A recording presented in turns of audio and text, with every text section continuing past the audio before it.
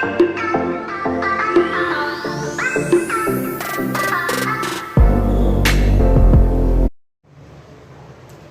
વાટકી મકાઈ લીધી છે.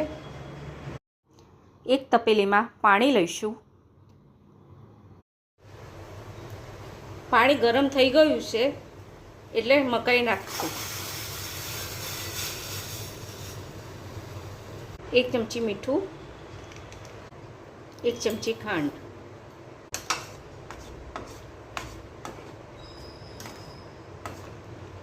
મકાઈ બફાઈ ગઈ છે. મકાઈને 4 થી 5 મિનિટ માટે બાફવા દેવી. એક પેન લઈશું, એની અંદર બટર ઉમેરીશું. બટર મેલ્ટ થઈ જાય એટલે કોર્ન ઉમેરીશું.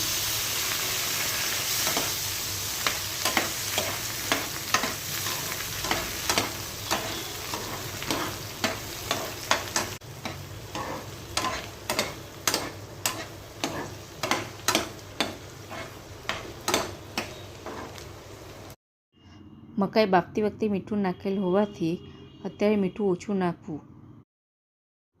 મરચું, ચાટ મસાલો, બ્લેક પેપર.